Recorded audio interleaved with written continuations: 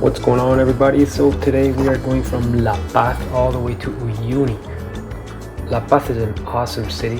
It has a huge elevation difference. It's actually the highest capital in the world at 3,640 feet.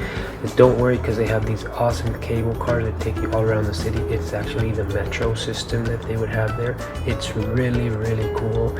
It's cheap. You can see the whole city. So it's very planned for people to visit it and everything. Before you head over to Uyuni, make sure you buy everything you need. There's a lot of markets, local stuff. And of course, one of the things you should never forget because of the altitude is coca leaves. No problem, you're not going to get high, and it's very helpful for many things. So the first thing we did is get a bus from La Paz to Oruro. Cheap bus. The bus is about 2 hours, easy ride, and we got to the town of Oruro. Oruro is just a small village. It's popular for the carnival, and if you want to stay for the carnival, that's great, but we just stood there a couple of days, and then we grabbed the train and went over to Uyuni.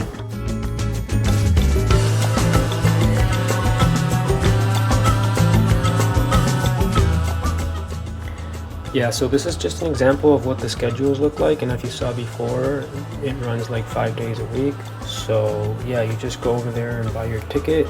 It's not expensive, you saw, but the train ride is pretty long.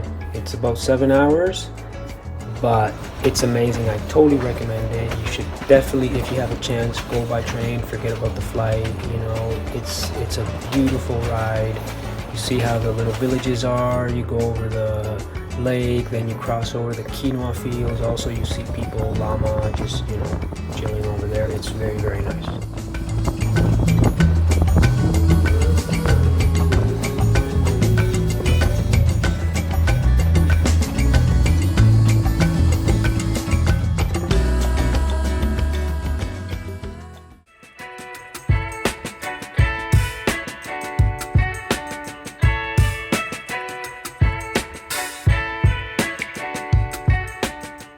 So Uyuni is a small city. It has everything you need, but it is in the desert. It's like dry, crazy dry.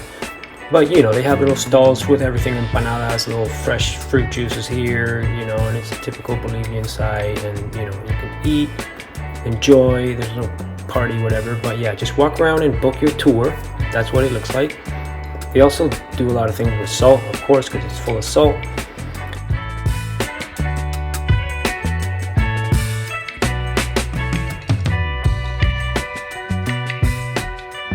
And then we headed over to the salt flats. So we went when it was still wet season.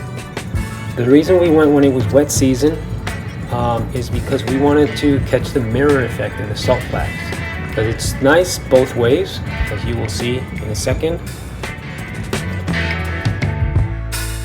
Aside from the beauty, also, you can see it's really interesting to learn about it. It has the largest lithium reserves in the world. And the gases that you see there are actually underground rivers, and it's just oxygen coming up.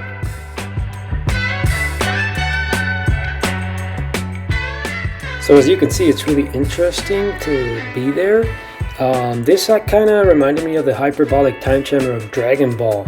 And because of the vanishing point, you can play a lot with it and take cool pictures like that. Then, so you actually drive to different locations to take to see the different situations in which the water affects the salar. And now we were driving to the wet area.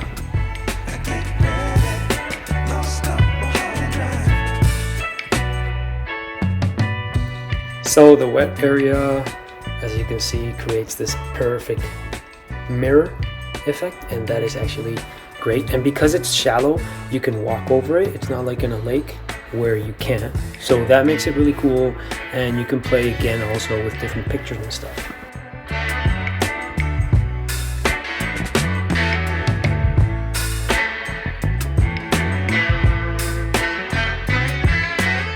So our main purpose was the wet season because of the mirror effect. It creates this infinity horizon, which is amazing. There's no place in the world where you can get it. And at night, it's even more beautiful, as you can see. A lot of people go there to get to their wedding pictures. There's the perfect mirror effect with the Milky Way just transporting down to the bottom, and it just makes like these paradise images.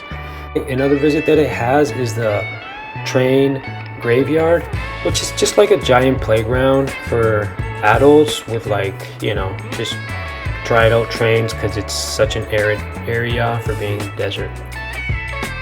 So yeah, very rewarding visit. It's totally worth it, easy to go, amazing nature. And from there, what we did, you don't have to do that, is we got a 4x4 and we crossed over to Chile.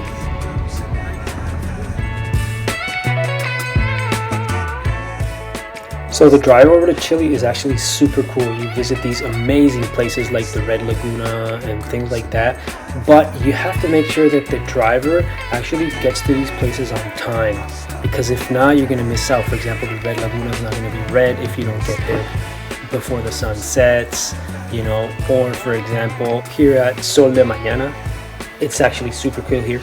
The landscape, like you can see, looks like actually if you were in Mars or something, you know, like in the moon. It's super odd, but really cool. And then you keep driving down to the natural springs. That is also really cool. That's near the border. And then you just keep driving. You cross the desert here, the Salvador Dali Desert, until you get to the border. Everything should be included, the visa, the crossing you over to Chile, everything should be included. Make sure that the tour that you get honestly is legit, because if not, you know, they'll just drop you there and it's up to you.